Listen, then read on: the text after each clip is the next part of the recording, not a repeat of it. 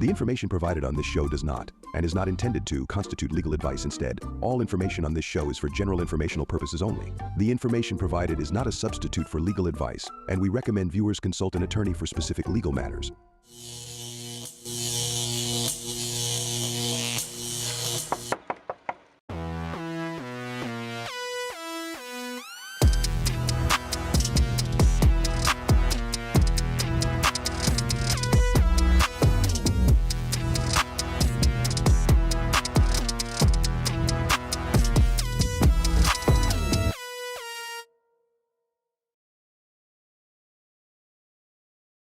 Good morning and welcome back to Condo Craze and HOAs here on our YouTube channel. So glad to welcome you in and welcome back to our show because it's made possible every Sunday at 11 a.m. by our wonderful sponsors, fantastic sponsors who truly offer you the best services in South Florida, including our diamond sponsor, Best Roofing, who you could not live without. And I'm here with attorney Eric Glazer. He is board certified by the Florida Bar in condominium and plan development law, and he has a law firm, Glazer and Sachs. It represents associations and owners all around the state of Florida. And we're here each week to answer all your calls or your chats about anything that makes life in your condominium or HOA absolutely crazy from 1 minute to the next. And we want to get those phone lines going early. And the number to call, toll free, 717-GLAZER-8 with a Z. That's 717-452-9378. Hey, good morning, everybody. And don't forget, you can also visit us on the Condo Craze and HOAs channel on YouTube, and you can drop your questions in the chat box. Yeah. And everybody, don't forget that we are on the socials. You can follow us on Facebook, TikTok. No. Are we on TikTok? No. LinkedIn, Spotify, and Facebook. We said Facebook? I said Facebook. Okay, we're all over. What's the difference, right? We're everywhere. And don't forget to read our blog every week. You can get to it by going to just Condo Craze and HOAs.com. And a little housekeeping before we get the show going. I just want to thank everybody who showed up at the Condo Craze board certification class, this time in Bradenton earlier in the week. And I will tell you this, even though Bradenton is a nice drive, it takes a while to get there. Would you take Alligator Alley? We took 75, yeah.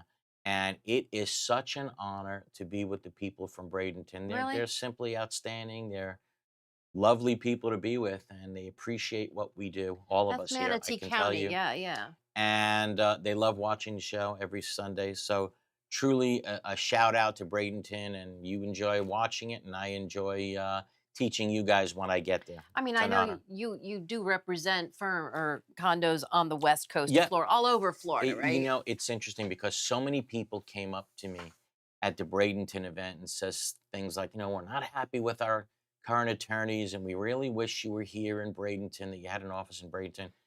And I tell them, at this point in time, the way things are, it makes absolutely no difference where your law firm is located any longer. It just doesn't mean a thing. Well, everything's done on Zoom. I can watch court cases on Zoom, everything. Everything is done by Zoom today. And you meet with your clients by Zoom. You have your court hearings by Zoom. You have your mediations by Zoom, everything. Even hearings with the DBPR, they don't use Zoom, but it's done by telephone.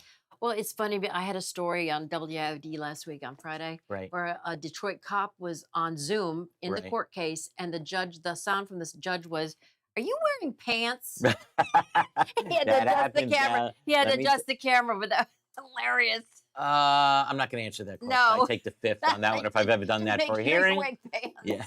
But the bottom line is where your firm is located now is absolutely meaningless.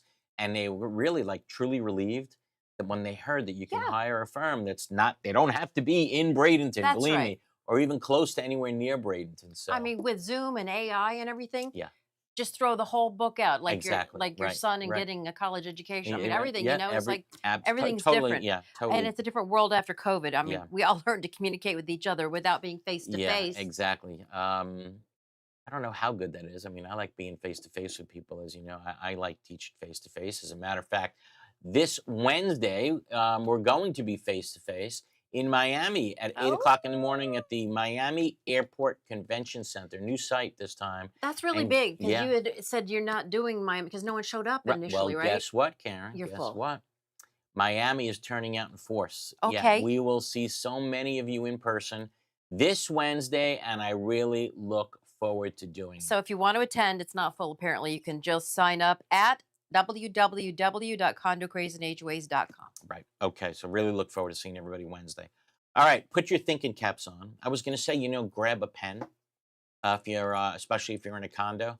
But you know what? You can just rewind the show right when it's done. So I guarantee you, people Yeah. are going to be coming back to this. Are you going to Because- confuse us again? Yeah, it's going to be confusing over the next couple of minutes, but it's important. So we're going to review a topic that's causing a lot of confusion, and when we teach the seminar especially, and it's whether condos can waive reserves. Because after the new law passed, they gave you a couple of.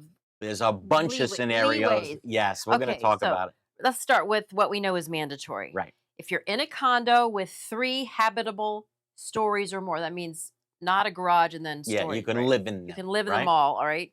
Unless you're living in your car.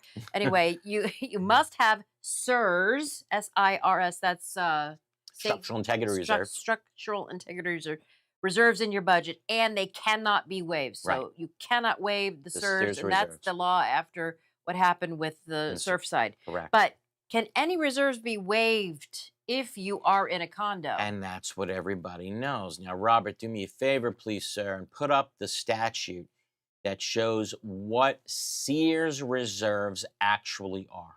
Okay, so Robert, I'm sure you got that up there. Sears, like you said, Karen, stands for Structural Integrity Reserves. And those are items that contribute to the support and the safety of the building. But the answer to your question, Karen, as to whether or not any reserves can be waived if you're in a condo, even if you're in a 3 stories, the answer is yes. Oh, Some reserves can be waived, and here is the new law, okay? And it has to do with those condos who performed your milestone inspection within the last 2 years, okay? okay. So again, if you did your milestone inspection within the last 2 years, I'm talking to you. So And- this is different than the SIRS. This is Your if you milestone. did your milestone inspection It's 30 years. It's 30 years, 40 years, 50 years, right? So if you did that Okay. within the last 2 years, right? If you did that inspection, I'm talking to you. Okay? Okay. All right, get ready. All right, so here's the new law. For a budget adopted on or before December 31st, 2028. So this includes up to the 2029 budget. If the association completed a milestone inspection within the previous 2 calendar years, the board, upon the approval of a majority of the total voting interest of the association, you may temporarily pause for a period of no more than 2 consecutive annual budgets, reserve fund contributions, or reduce the amount of reserve funding for the purpose of funding repairs recommended by the milestone inspection. Is And this the one where you take the discretionary out? Is this the way you take? No, this is different. Oh, This is different than doing this. That's you're talking about when you do the budget. okay. What we're focusing on Okay, now okay, is the reserves. is the reserves, okay. right? So again, what do we know? You got to do your SIRS reserves. Got to put away money for your services, or can't waive it, right? Well, wait a minute. This statute says, did you do your milestone inspection within the last 2 years? If you did, guess what? We got a little treat for you. We're going to let you waive it if half of the people vote to waive it, if half plus 1 vote to waive it. Waive what? The Sears The Sears reserves? contributions or reserves, correct. The expensive ones. Because you've done a milestone. Because you've done so a milestone. that should cover. So, well, the thinking is you did your milestone inspection, right? So now what do you have to do? You have to make a lot of repairs yeah. that are now, they're going to be costly, right? So the thinking is, okay, we don't want you to have to do both. We don't want you to have to fund Sears reserves at the same time and do your milestone repairs at the same time. But you've done your Sears inspections. You did the reserve study. Yes, you have. We'll let you waive the reserve contributions that you need to do. Well, it seems like your milestone should cover what was found in the SIRS. Yes, it should reduce Right? your reserves going forward. But when you do your milestone inspection, right? The thinking is you're going to have a lot of repairs to Yeah. make. So what is the legislature letting you do? Okay, for the 2 years after you do your milestone inspections, we're going to let you waive the contributions to the reserve funding. Why? So that you have the money to make the repairs that you need to make from your inspections. Which would probably be similar to what the SIRS found. The no, would be different. Sears is the contributions Structural. you need to make going forward, right? This is saying you don't need to make those contributions for a 2-year period because we want you to make the repairs that were found necessary from your milestone inspection. But wouldn't they That's be it. the same repairs as your SEERS No, not found? necessarily. No, Oh. not necessarily. Well, then that's kind of scary. No, your milestone inspections. I understand what you're saying. So you're saying if you do your milestone inspections, it's They're going to going to show find what's the going to be same done. thing. Yeah. Well, technically, I understand what you're So saying. there'd be That's like a good a point. duplication. It could be a duplication for 2 years. That's true. I mean, if they found a structural problem with your garage, your pool deck, Right. Should the you're- same person doing your Sears Yeah. find the same problem Yeah. going forward? That's a good point. Yes, the technically same that could be difference. the same thing. Right. But the thinking is we got to make these repairs. It's Yeah. going to be a lot of money. Yeah. Do we really have to also contribute to our reserves now for the next 2 years? And what does the legislature say? No, we're going to give you a break. You don't. So that's potentially a really, really big deal for condominiums. And again, this doesn't mean that starting immediately, every condominium gets to say, you know what, I want to pause reserves for contributions for 2 Right. years. That's not what this law is saying. You only get to pause the reserves if you did your milestone inspections within the past 2 years. This only applies to a select group. I mean, it seems so. But you still have to pay for the SEERS inspections, Correct. Yes. which you have the phase 1 and phase 2. Correct. Correct. And in Dade and Broward, they don't call them that. They just call them your recertifications, right? Oh, God. But suppose you have less than 3 habitable stories, right? A lot of associations want to know, where do we get the break? Can we waive anything as well? And if you're in a condominium that has less than 3 habitable stories, depends how you look at it. Is it good news or bad news? But the answer is yes, you do get to waive reserves. But let me walk you through the process. When you mail out your budget, right? You're in a condo of 3 stories or less. When you mail out your budget, that budget must include reserves for roof, pavement, painting, and anything else that's supposed to be $25,000 or more to repair and replace. But the owners can vote to waive any and all of those reserves. Okay, if you're in a building 3 stories or less, all you need is a majority vote of all the owners. That's it. Okay, majority 51. 50 plus 1. Yes, Okay, correct. so suppose you have. Okay, you covered that. So what you're saying is condo of less than 3 stories. Yep. You get a break. Yep. I'm not telling you to do this, but you could probably say we waive reserves because we were confused and we were told we could. No, but if you're in a condo that has 3 habitable stories or more, is there a way to waive reserves even if you didn't have your milestone inspection within the last 2 years? Okay, so again, we're focusing on a building 3 stories or more. Right? Habitable. 3 stories or more, habitable stories or more. The question is, can you waive any reserves if you didn't have your milestone inspection within the last 2 years, right? Because a minute ago we were just saying you can do it if it was a milestone inspection within the last 2 years. But suppose you didn't now have the milestone inspection within the last 2 years. Your building's 15 years old. You're right, and so you didn't do it yet. And here is where the owners in tall condos, if they want, can also breathe a sigh of relief.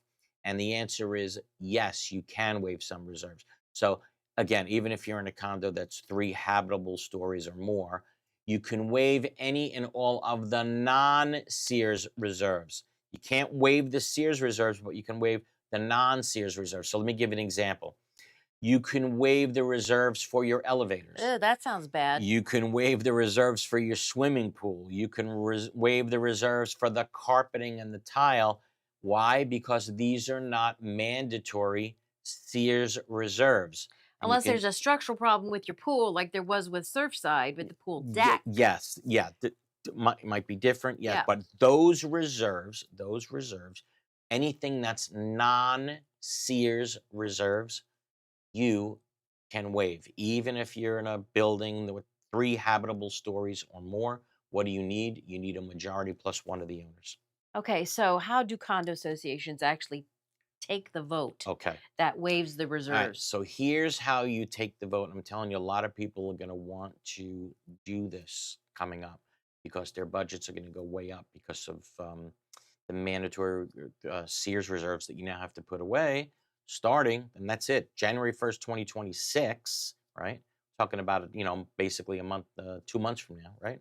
No, month, November, December. Good God. You have no choice but to do this. So how do you do it? How do you go about waiving it? Okay, so owners can vote to in person by using an actual ballot. They can do it by ballot.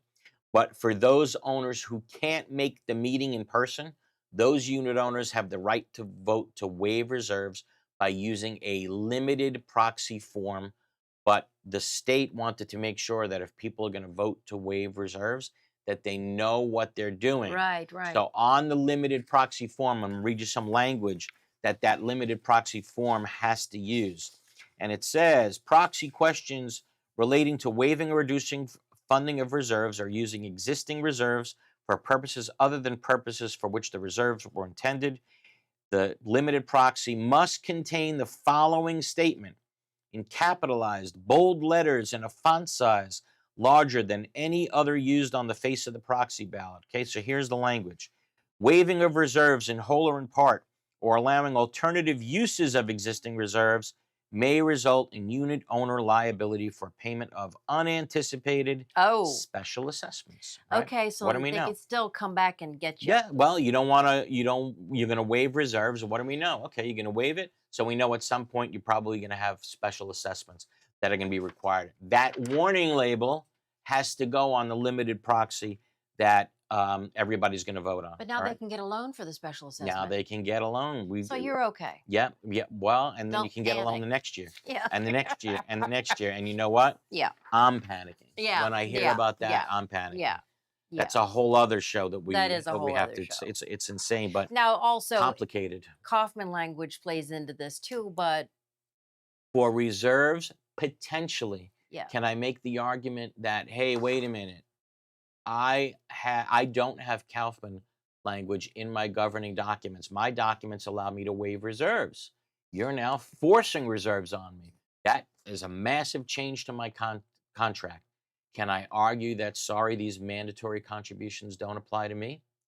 Maybe. I think there's a decent argument in that regard. Kaufman is amended from time to time. Yep, so correct. if a law is passed and you have that in there, well, or you don't have that in there, I don't have it in there, can then I still waive reserves? Nope. My contract lets me waive reserves. Good argument. I don't know. It's going to take a brave condominium to get an opinion on that from a court. But bottom line, complicated stuff. If you're not sure what to do, get an opinion from counsel for your association. That's for sure. And you got to do all this. Basically, right now, it's November. Time to pass the budgets. Okay? You're either doing it this month or next month. That's for sure. Since the budget has to go out 14 days in advance, it's go time. It's right now. All right. So what do you guys think out there? You want to waive or not waive? To waive or not to waive, right? That is the question. 717-452-9378. 717-452-9378, or drop us a question or comment in the chat box on YouTube. We will be back right after this. In South Florida, the transition from bright sunshine to heavy rain and hurricanes can take a toll on your property's exterior and structural integrity. Cracked stucco, spalled concrete, they're more than eyesores. They can signal deeper issues. Now, with new Florida laws involving structural integrity requirements, we want to help you meet your milestone inspections and maintain the durability and beauty of your building. Since 2004, PD has been the trusted expert in structural concrete restoration, painting, and waterproofing for condominiums and commercial properties. Visit pd-concrete.com or call us today. We are DMI Paving and Seal Coating, Florida's parking lot experts. We specialize in asphalt paving and repair, including pothole repair, seal coating using JC7 or polytar, concrete curbs, ramps, and walkways, and striping and pavement marking, as well as ADA compliance. We service commercial properties, including homeowners associations, apartment communities, shopping malls, warehouses, stadiums and arenas, and more. Experience is worth more than anything in an industry like ours, and our staff has decades of it. We have specialized equipment for any job, regardless of size, saving you time and money. DMI has a reputable history. We have been in business since 1956. We serve the state of Florida from 6 locations. Let us bid on your next parking lot project. Visit us online at dmipavingandsealcoating.com.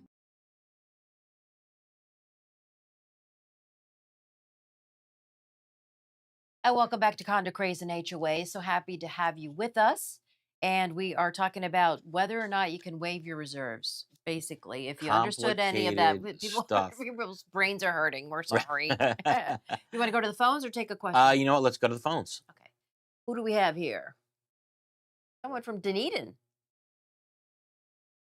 Good morning. Janie. Hey, Hi, Janie. Oh, okay. Janie, you there? All right. 3, 2, 1. Yes, She- you there can- she is. yes, I'm Okay, here. Janie, I'm how here, are I'm you? here. Good. Actually, my name is Joni. That's why I I'm was sorry, confused. Joni. I'm so sorry. Okay, how are you? I'm good. I'm good. We've had a bit of a situation in our condominium where we believe that an emergency meeting was called by, we're not real sure, maybe the president. The agenda was signed by our vice president, and to many of our board members' knowledge, we didn't know that this meeting was going to take place. Okay. The notices are normally posted in all of the buildings for a closed board meeting, and they were not. This time it was posted in our office where really people don't go. So and it did was you ask the posted- board what happened at this meeting? I'm a board member, and I Oh. had no idea that this board member Oh. that this meeting took place. It was posted at 11:30, Okay. and the meeting took place at 1 p.m. Is this legal that they did this without the board I don't members' know what knowledge? happened. You know, sometimes things do come up on an emergency basis. For example, pipes burst. Okay. You know, things need to be fixed on an emergency basis, and the board gathers together. You know, they get a quorum together quickly. But if they did do that and make decisions like that, then that should immediately be placed on an agenda for the next meeting. And what they did in the emergency meeting should be ratified at the next properly scheduled board meeting. But how did they Are there do it plans without to her? do She's that? on the board. Yeah, why didn't they let you know is the question. Okay, and that is my question to you. Would they not have had to let us know, the board members, like send out an Yeah. email, like, Well, hey, we're having a Of course they emergency should have. board meeting? Did they have a quorum Yeah. at the emergency board meeting? Yeah, how many board members do you have? We we don't know. There's 14 board members. Oh, and God. so a quorum, they would have needed to have 8. Right. And every board member that I've spoken to so far knew nothing about this meeting. Okay, well, And the there meeting should be really minutes. wasn't an emergency situation. The meeting was to create with the lawyer a cease and desist letter for one of our full paying residents. So it wasn't like it was this major, Okay. like right. you said, pipe Understood, So it was bursting an kind of attorney thing. But thing. it was a closed door attorney-client privileged meeting, right? I The attorney was believe there, that and the I guess attorney yeah. was present, but no one knew about this Right. meeting. The answer is, well, the question is, did you have a quorum? Well, at the next board meeting, when is it? The 18th of November. Okay. Well, why not? So it's about 2 weeks away. At that meeting, Mhm. I would suggest discussing it, raising it as a board, because you don't want this thing happening in the future again, right?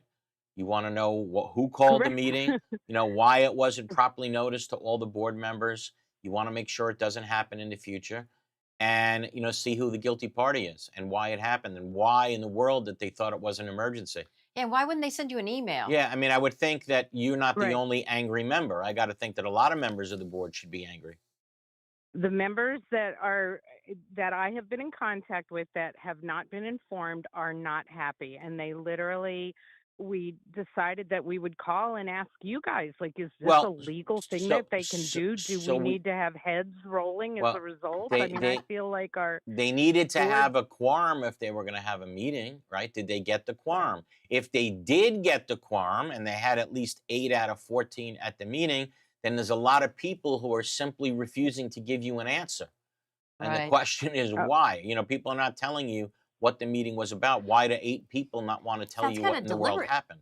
Right, exactly. right. Apparently you and another 5 people are on the outs, Ooh. on that board. I That's know. what it seems That's like. that's what we're thinking. Right. That's what we're thinking. And Yep.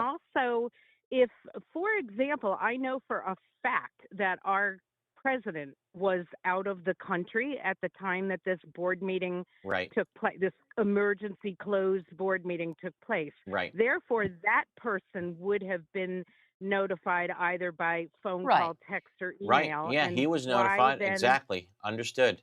Well, So don't let it why go. then were the rest of us Do not? not let it go, right? Do not let it go.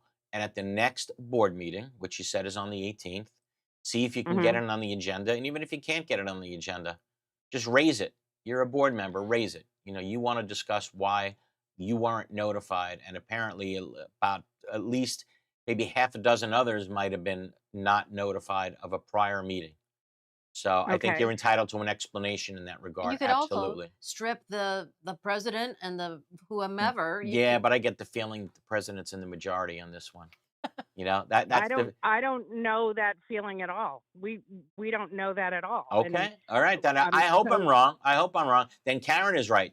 Strip him of his presidency okay. if that's how he's going to do That's right. things. You can't Call do a that. new Okay. organizational meeting and switch the Okay. And officers what about around. the vice president that actually signed the agenda for this That emergency one Well, closed too. again, board just like meeting? Karen's saying, you can Okay. call an organizational meeting, and Okay. a majority of the board of directors can remove people as the president, remove people as the vice president, and put new people in their And say, spots. this is how you do That'll it. learn him, We got right? everybody here now, Yep. and we're going to strip you of Yeah, your it's got to time. be noticed, though. Yeah. It's got to be Yeah. noticed. Okay? That's Let how us you do know it. how it turns out on the 18th. Okay. Okay? We certainly Oh, will. All right. Thank you. Thank you. Thank you so Okay. much. You got All it. right. Who else we got? Next caller Tony is Tony. from Broward. Hey, Tony. Good morning, guys. Thank you for taking my call. I Sure thing. appreciate it. Sure thing. How can we help? It's an issue over the entry doors into a condominium, and let me give you three pieces of information, if I may. Hold And on. who Do is, you of mean course, the entry responsible doors? for Wait it. 1 second. Do you mean the entry doors into the building or the entry door into a specific unit? Entry doors into the units. To the units, okay? The condo docs were written in the 1960s. There's no Kaufman language in the condo docs.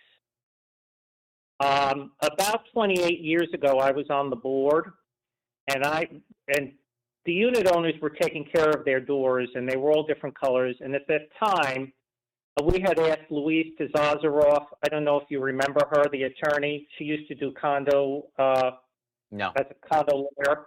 Okay. And I seem to recall the opinion she gave then was that the association is responsible for the entry doors into the condominiums, the repair and maintenance of them. Okay. It's now 28 years later. The board, it's a new board, has decided the unit owners are responsible for the entry doors. Right. And it just does not seem reasonable or right. And for the past 28 or 27 years, the association had been maintaining with the painting and if a door had to be replaced because Right. of termites.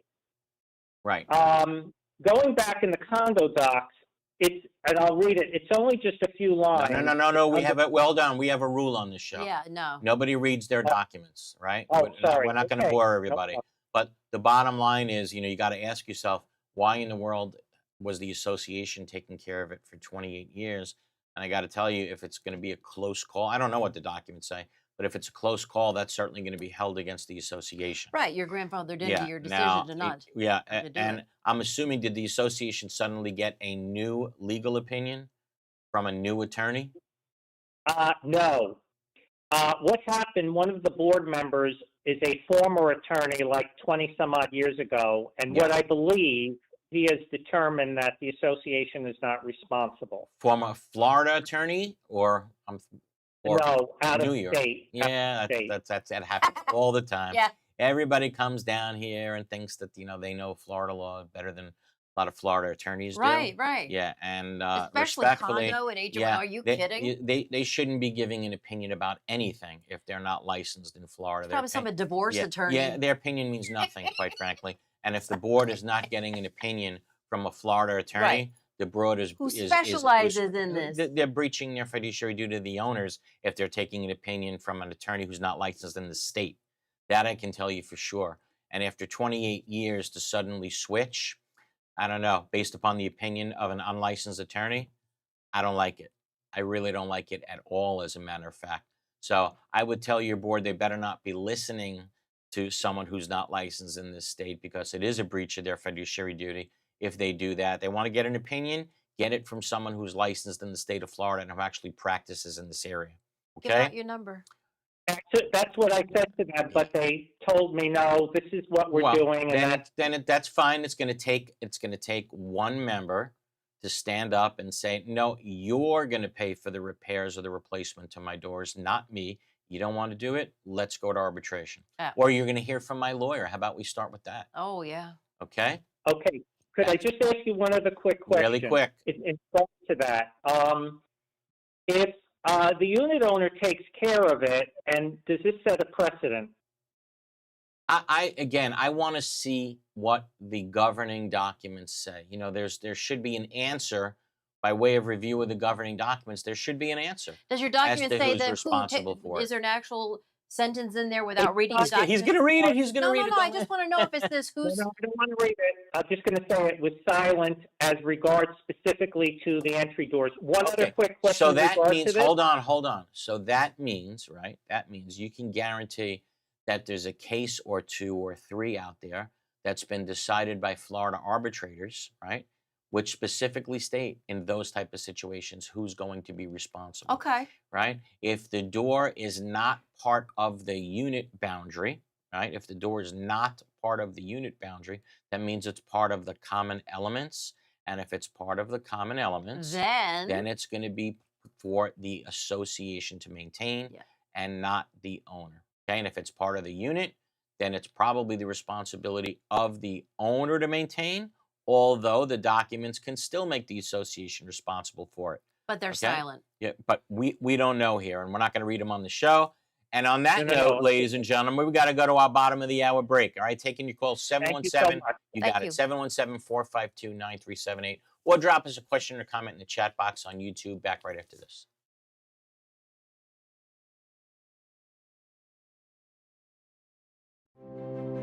Rimkus Consultants offer the professional expertise to help condominium and cooperative communities provide safe, compliant buildings for their tenants. We have more than 170 Florida licensed engineers and architects who are experienced with local regulations and can assist with Senate Bill 4D compliance. We can help with milestone structural inspections, capital expenditure evaluations, structural integrity reserve studies, and developer transition reports. Focusing on energy, resilience, maintainability, and sustainability, our experts can help with every phase of the building life cycle. For mitigation after a catastrophic event, building restoration, repair and remediation consulting, or Senate Bill 4D inspections, please visit rimkus.com. All over the world, people have plumbing problems. These problems can be expensive and destructive to fix. Have you ever wondered if there was a way to take care of your plumbing problems without destruction and an outrageous price tag?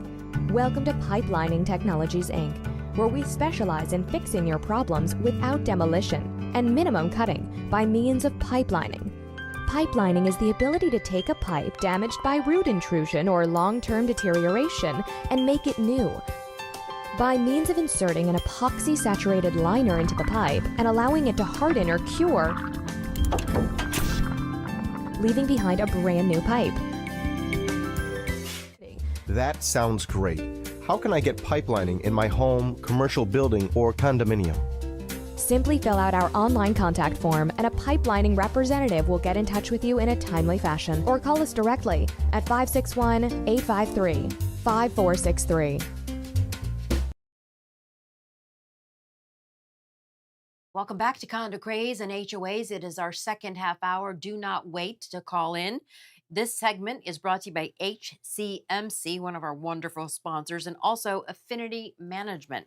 We thank them so much for being our sponsors. If you want to call in, the number is 717-Glazer-8. That's 717-452-9378. All right, let's take two questions from the board. Diane writes in, does the language that was shown on the limited proxy need to be on the proxy? Does it apply to 2 stories or less? So the question is, you're in a two-story condo. You want to vote to waive the reserves, right? Even though you're in a short condominium, right? You have to take the vote to waive the reserves. Which says you have a liability of special assessment. Right. That language, does it have to be on your ballot to waive the limited, on your limited proxy to waive reserves? The answer is yes. It does. Anytime you're voting to waive reserves by limited proxy, that language has to be on the ballot, no matter how tall or short your condo actually is. All right, let's see. Lorian Kessler writes in, we completed our audit and it's on our website, and we notified the community that they can have a hard copy upon request. Are we obligated to have a community meeting with the auditor for a Q&A? The answer is no, you're absolutely not required to do that. The only thing you're required to do is what you did. You got to put it up on the website, right? You got to let people know that it's done and that it's available, and they can get a copy for free of charge upon request. Okay? Back to the phones. Jill Bell from Newport Richey. Hey, Jill. About her roof. Good morning. Good morning. Good morning. How can we help? I'm president of an HOA, not a condominium. Okay. We replaced the roof, and We replaced what? I'm sorry. The roof. Okay. Got it. I'm sorry. We replaced the roof. The homeowners have to insure the roof for their own hurricane or storm damage. Is it by the insurance company? Do we have to replace our roofs in 15 years? We have 25-year shingles on, so we should have another. No. What makes you think? What makes you think that you have to replace it? Because the insurance company is telling you that you have to replace it? No one in our community has gotten a notice from their insurance company that they have to have their roof replaced. But a person on our board is insurance company, and she says absolutely 15 years you have to replace them. Absolutely not. I can tell you the roof on my home is older than that. Yeah. And I never got a letter from my insurance company saying I have to replace them. And we've had, Best Roofing on the show that's saying even if you do get a letter from your insurance company saying that you have to replace them, right? They have experts that can actually look at your roof, do like what's called, I think, a 4-point inspection done by an architect, an engineer, and they come out and they say, well, we're going to take a look at the roof and see the condition of it's in. And you just can't arbitrarily say it's 15 years old and it's got to be replaced. Well, the president is an insurance company person. So there's a little bit of a conflict there. Maybe. She is it? What Yeah, she right. said. No, right. Is it? Are they trying to also, is that person also trying to make you buy the policy through him or her? Well, if you do, they're going to tell you to replace your roof. Yeah, no. Okay. Well, that person, that person may very well mean well, but I can tell you, just because you hit 15 years doesn't mean that you absolutely have to replace it. It's not a state law. Right. It works the same way in marriages. Just because you're married for 15 years doesn't necessarily mean you go get a new one. It all depends, okay? So everyone has their own story. Okay. We got to take our final break of the hour. Taking your calls, 717-452-9378. Back right after this.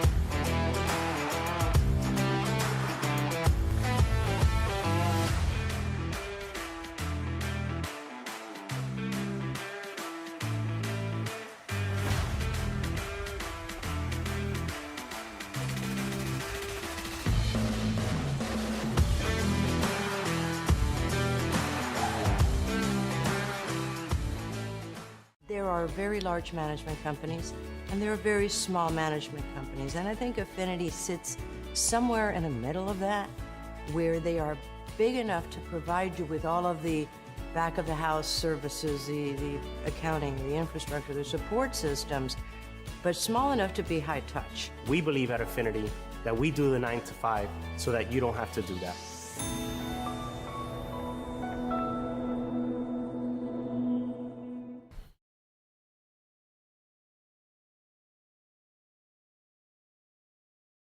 Welcome to our final segment of Condo Craze and HOAs. Don't wait till the last minute. The phones are kind of packed, but the number is 717 Glazer 8. That makes out to 717 452 9378. And I know you have a good question on the chat. Yeah, this is a good one. Deborah writes in a meeting held by Zoom and in person.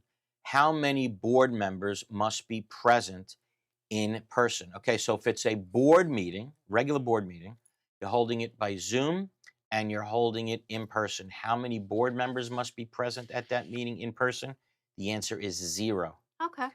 All of those board members can wind up joining that meeting by Zoom. They could wind up joining it by telephone. It could be split, some Zoom, some telephone, some in person, right? But the answer is there's no requirement that any be in person. Now, here's a new statute, a new law that came, and it makes absolutely 0 sense whatsoever. This is a really, truly terrible new law because it makes no sense. When it comes to your annual meeting, okay, the statute says that if you're going to hold your annual meeting by Zoom, right, you're going to allow people to attend by Zoom, a majority of the board need to be present at the physical location. Now, here's why this makes no sense whatsoever. Your annual meeting is not even a board meeting. It's a unit owner meeting. It is irrelevant. I can hold your annual meeting. I'm going to an annual meeting next week, right? Let's say. At that annual meeting, I don't care if one board member shows up. I'm still going to have the meeting. It's irrelevant. What's important is it's a unit owner meeting. Do we have a majority of unit owners, not board members? So why we have this new law that says... Because they don't understand. All right, we're going to have a new law that says if it's going to be by Zoom, a majority of your board have to show up in person. Why? Makes no sense, but that's the law. Okay, back to the phones. Who do we got? Go to John from Dania Beach. Hey, John, there's a long-time listener. Hey, Karen and Eric. Remember me, John? How are you? Oh, I do remember you. Hey, listen, Eric. And by the way, thanks for all your help over the years. Thank you. Great show. And just 2 quick questions. All right. A couple of years ago, you may recall, a majority of our owners here decided to recall the board at that time because of complete incompetence. We thusly placed a new board. Okay. Since then, one of the board members who made herself president, which gives her no power, by the way, has gone completely rogue. Okay. Okay. Now she is actually trying to put a couple members of the recalled board back onto the board. Okay. So that they will vote her way. So when we had our last annual meeting, and we got the annual meeting coming up here soon, by engaging in various nefarious activities, what she tried to do was control the election. And the meeting was called at 7 p.m. And from 7 p.m. for almost an hour, she's on the phone during the meeting, okay, calling, hey, Sally, remember those proxies that we talked about? Can you bring them down right away? Hey, Bill, remember those proxies that we talked about that you were going to sign over to me? Yeah. Can you get them here right away? She went around, and this was going on for almost an hour. They did 3 different counts. Even the attorney that she personally brought in, that she had a previous relationship, was looking at her like, what the hell are we doing here? Yeah. Okay. So my question is this. That meeting is called actually she delayed calling the meeting so she could try to get these proxies in after she knocked on doors and so on and so forth, and lied and slandered other board members. So she tried to delay that meeting. So my thing is, when that meeting is called, or if that meeting is scheduled for 7 p.m., do all of the proxies need to be there at that time, or can they just come in, willy-nilly throughout the meeting? What's the law on that? So, in the way I do it, by the time it's election time on the agenda, right? You're going through an agenda, right? And now when it's time to count the votes or run the election, the proxies have to be in at that time. I had this in a HOA situation a couple of months ago when I got to the point when I said, that's it, not waiting anymore. I'm calling it right now. You don't have enough proxies? Sorry, then you don't have enough proxies. It happens. Okay, and I don't know who the attorney was or whatever, but by the time you get to that portion of the agenda where it's time to actually count the votes or start the election process, the proxies aren't in, that's it, they're not in. But this, and no, the you bigger, shouldn't be dragging it on forever and always. The bigger story here Yeah. sounds like the president self-anointed herself president. The Yeah. other board members can make I mean, that I don't know how you self-anoint somebody. Yeah, The how do board you- members have to vote, do an Yeah. organizational meeting to put you in as the president. Yeah, so take her out. Well, she nominated herself as president, and not knowing any better at the time, the others voted in favor of her. Oh. But things have gone so far downhill since. Okay. Right. She's ego-driven, and she's completely put Okay, under so fiduciary responsibility. Karen raised this earlier in the show. You've had the power all along, Yes, as they say but in The Wizard of why, Oz. right? Why not remove her now as president? Yeah. Why is she still the president of the board? We're discussing that right now. Okay. Got it. And then the other quick question I had, and I'm going to keep asking you about this, Eric. Sorry if I get you mad, but I'm in the market for an EV. So tell me how the EV, The electric vehicles, right? Like I said, love having an electric vehicle. And again, Because you drive 2.1 right, miles. exactly right. If you're driving, short distances, great. When I go to Bradenton, when I go to Tampa, when I go to Orlando, No. can I take it? Absolutely not. I'm taking my wife's gas car because I went through the hassle of taking it one time, up to Orlando, I believe it was, and you have to go find a place to actually go charge it, and it takes hours. Everything that you've read about how easy it is to recharge it while you're on the road, forget that. I don't believe any of it. And when you get in the car and it tells you have 350 miles that you could drive, no, that's if you're driving at 6 miles an hour with the AC off. You know what? Right? Those numbers are all fake. I see so many Teslas along the turnpike. Like, just listen, they ran out I of. really like it, but not if you're doing anything more than, kind of like local driving, period. All right, John, thank you so much for the call, buddy. Great show, guys. Thanks again. Thank Appreciate you. it. Okay, he did raise an interesting question now. Sometimes you'll have a recall, right? And people will get recalled from the board, right? And then the next election will come up. And when that next election is coming up, the people who are running the election will say, who submitted their name to be on the board again? The same people who were just recalled. That's impossible, right? And the answer is no, it's not. No. Next election comes up, they get to submit their name all over again, Like a bad penny. even though they were recalled. Okay, so that sometimes a question raises That's some good interesting. points. That good question, good comments from John. Okay, all right, who else we got? Let's go to Jonathan in Naples. Jonathan, how are you?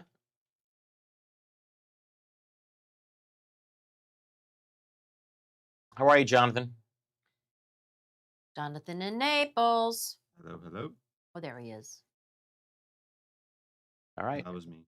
All right, I'm gonna drop you, Jonathan. If you hear this, call back in. Going to David in Tampa. Hello there. Hey, Dave, how are you? My question. Good. My question is, if a association is idiotic enough to vote about not having to do the reserves, waiving the reserves, right? Do they still have to give the individual unit owners what their amount would be, so that the unit owner can put aside their own money as a reserve? Yes. In that regard. Okay, so understand that when the association sends out a budget, right? The budget has to show what the reserves would be fully funded. Yes, you do get that amount, when that budget comes to you in the mail, you see what the number should be. Okay? The board is required to give that to you when sending out that budget in the mail. Now, again, if they want to, by the way, if they want to, this is an important distinction, they can give the unit owners the right to vote it down if the association is eligible to waive that down. And why do I say it that way? Because if you have a bunch of board members on the board who say, and let's say it's in a condo that's under 3 habitable stories, right? We know that the unit owners have the right to waive reserves. Oh, we know that the Correct. units in a building that's 3 or more habitable stories have the right to waive non-Sears reserves. There's absolutely nothing in the statute that requires your board to give the members the limited proxies to even vote. Okay. So if you have a board who just like this gentleman, I think his name is David, who says, you know what, we don't want to give anybody the right to vote to waive reserves. Do we have to give them the right to vote to waive reserves? And the answer to your question, Dave, is no, you don't. So if you're on a board that's absolutely set, you want to have reserves, then what you do is just put your budget out there showing your fully funded reserves. Don't give them the opportunity to waive the reserves. Technically, can they get together and maybe do it? Yeah, but I've never seen that happen. What if I think they've done one their time. milestone? Even if they did their milestone inspection, still do it. they could still do it. They could still wait. Yeah, they would still have the right to waive the reserves, but if the board doesn't want to give them that shot, board doesn't have to give them that shot. Oh. Okay. Hope that answers your question, Dave. Thank you very much. You got it. Keep it coming. Who else we got, Rob? Over to Mary in Palm Beach. How are you, Mary? Hello there. It's North Palm Beach, and I live in a 50-year-old building. We have had our milestone inspections. We have done some of the work of the concrete restoration as well as a $2.6 million roof last year. Wow. I'm on the board. The president is starting to work on the budget, and this is new information for me that you've reported today regarding this waiver. Now, we did have the milestone, we're 12 floors. Right. And let's see, I'm trying to word my question so that I fully understand. Can I help you through it? We can waive for 2 years. Yes, right. We can waive for 2 years. Exactly. But we as a board can determine that, or No, not you as a board. A majority of all the unit owners you would need now, right? But since you did your milestone inspection within the last 2 years, right? And you have repairs to make now, and you really need the money to be spent on repairs. So you want to give the unit owners a break. By ballot. Right? The With the unit proxy. owners would have the right to vote, right? To waive the reserves for up to 2 years. And when that 2 years is up, by the way, you have to do another reserve study immediately after that 2 years is up. So you know exactly where you stand with your reserves going forward. You have to do another Sears? Another reserve to correct, another structural integrity reserve study. That's correct. Huh. Okay. That can be expensive. So, but from the previous person you just spoke with, I thought I understood you to say you do not have That's to when sending out the budget, right? That's you correct. don't have to educate your homeowners. I on understand your question, right? I understand your question. So obviously you're someone that doesn't want to waive reserves. So she did. She's responsible. Right. that. No, I do want to you waive do? the Okay, reserves, then but I I don't want misread it to you. come back and Okay, you you're know, not under have no given the obligation. homeowner- Okay, so here's the question. So I understand your question. Even though the unit owners in your condominium, right, would now have the right to waive reserves for up to 2 years because you did your milestone inspection within the last 2 years. The question is, as a board, and you're president of the board, do you now have to give them the right to waive it? Do you even have to let them know that that's the law? And the answer is no. You're under no obligation whatsoever to even let them know that this opportunity awaits them if they want it. But she wants to let them know because she wants to can waive let it. them know. I want to let them know. I Absolutely. want transparency. And I understand, because if they later find out that They could have. wow, we could have saved all this money and you hid it from us and you didn't let us know. Yeah, they may Correct. get really angry at you at some point, right? And maybe I couldn't blame them. I think you should let them Yeah, know and that I'm not the yes, president, I'm the secretary you're of the the board, secretary. but Gotcha. I just concerned that, we aren't going to give our homeowners the options they Hey, deserve. any call that promotes transparency is a great call. But And it's legal for them to not tell them. it's legal for them to not, and she doesn't want to do that. She Wow. wants to be transparent. So they And can get angry with Correct. you, but you didn't do anything you didn't legally do anything wrong. wrong. That's Yeah, correct. yeah. But you're And being I'm just a transparent. secretary, but I'm afraid the president wants to collect the money for reserves and be fiscally responsible. And I Let's think put that's it our- great. And by the way, just because I'm teaching everybody what the law here is to waive, I think everybody knows my position for the last 30 years, which is don't Fund 'em. waive, right? Don't waive. Fund your But, reserves. the legislature thought that there are certain circumstances. Well, look, we don't want people waiving, right? The legislature made that obvious. But there are certain circumstances that, hey, maybe in very, very limited circumstance, that it would be okay to waive for up to 2 years. But then you're going to So- have to pay a special assessment if something happens. So it's like the same Yeah, difference. and then when it is time to pay, you're going to be paying more than you would have So had you simply paid the you reserves can't those 2 take. years. They don't offer a loan for the reserves, do they? Just for the Yes, they special- do. Oh, No, they the do. reserves. Okay. Yes, you can now fund your reserves through loans. Okay, so it's the same They're difference. giving you enough rope to hang We- yourself with, and Why around not and just round do the we go. reserves? Well, thank goodness our board decided against that because we did contact our banks and everything, Right. but they wanted $20,000 to even come up with a possible loan payment plan and to hold that Really? equity money open. It was Oh, going to be oh, 5,000 a escrow. year. Oh, Wow, 5,000 really? a Well, year you know what? until we needed to draw on it. So a bank, I'm not going to, again, I spoke about this on the show before, but there's a very, very large bank here who, when these laws were passed, they wanted me to educate them on it. And they're like, wait a minute, the new law, we want to make sure that this is the law, that associations now can borrow money every year to fund their reserve accounts. So this year they borrow God knows how much to pay the reserves.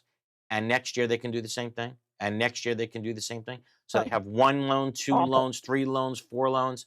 And I'm telling you, a vice president of this bank said to me, I understand we're in the business of making money giving out loans. That's a lot. I wouldn't do this to the It's community that compounding. we live and work in. No, I wouldn't do it. But the thing is, Well, once there's banks in Palm Beach County who are happy to. Look, I don't doubt it. Hey, thank you so much for the call. I really appreciate But it. once you start repairing Okay. things, Yes. those Thank you those very reserves much will for go your down. time. Thank you. Right, those Yes, reserves then will go technically down. it should go So down. you're not right. going to keep doing it. Right. It's just But you understand got that to if get you don't through make the hump. nothing's free. If you're not going to make reserve contributions for 2 years, when it is time to make those reserve contributions, gonna- the amount you have to pay More. is higher Right. because you didn't fund it for the past 2 years. It's not rocket science, Right. right? Pretty easy stuff. Rob, I understand we have a special caller. Boy, do we have a good call. Sam Hodge from HCMC is Oh, on. hey, Sam. Hey, Sam.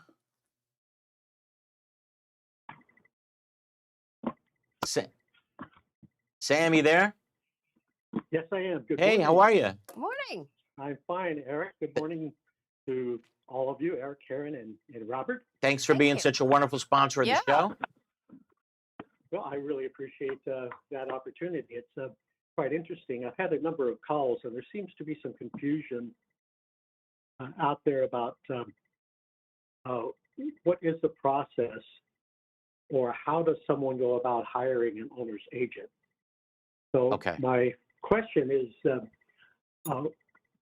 what do the statutes say about the requirements of putting out to bid Okay, or so hiring an owner's agent? okay, so obviously this is going to happen. And that's what in- HCMC is? Yes, right, an owner's representative, and yeah, maybe you, Sam, you want to talk about a little bit about what you do and what what an does that owner's stand for, representative is. So, HCMC?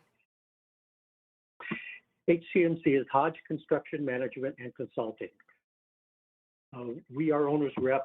We represent associations to be able to go in and take the burden off their shoulders of managing projects. Instead of the associations having to try to become experts in construction, That's what we are. And quite often, our fees are actually paid for out of savings that we're able to generate through the oversight of the projects. Yeah. The concern that some of these callers had was that they're in the middle or just starting a project, and they're confused as to the time element that it may take to put something out to bid, and their current problems are just going to grow and grow. So, well, the problem, they're stuck with Florida statute 718.3026. I put it on the board behind me, and basically in any contract for services in a condominium, if the amount of that contract is going to exceed 5% of their budget, it has to go out for competitive bidding. Okay, so normally at least 2 bids, 3 bids, but there's exceptions to that rule. The exceptions are contracts with employees of the association, contracts for the attorney, the accountant, the architect, the community association manager, timeshare management firm, engineering and landscape services. They're not subject to that provision. But any other contract for services, yes, it does in fact have to be competitively bid. And that's under 718.3026. in many cases, the fee would be under that 5%. Right. Okay. So that's it. If the fee is under the 5%, it does not have to be competitively bid. Nothing to competitively bid. And again, condos have huge budgets. Many of them really, really large budgets. So oftentimes that 5% number is still an incredibly large number. So no, you wouldn't fall under it, but you got to know the budget of the association in order to give an intelligent answer to the question. Okay, so they got to get a price, know what that price is, see if the mathematics come out in terms of whether or not it's 5% of the budget. If it is, competitive bidding required. If it's not, no competitive bidding required. Okay? Excellent. I hope that clears it up. You got it. Thanks for the call, Thank Sam. you. All right, appreciate it. We look forward to having you on. Thank you. You got it. All right, I think that brings us to the end of another show, another good show. The questions were great today. Yeah. Let's see. This week we will be in Miami on Wednesday. Look forward to seeing everybody in Miami on Wednesday. And you're of in course, Orlando. Orlando's, I think, the week after. November 12th. Yeah, the week after. So 2 more to go. Make sure you sign up if you haven't done so. For the seminar. For the seminars, yes, absolutely. If you need legal assistance off the air, please give our firm Glazer and Sachs a call, 954-983-1112. Again, 954-983-1112. And I wish everybody a wonderful, happy, healthy, safe week. And we'll see you again next Sunday at 11. Take care, everyone. Thanks.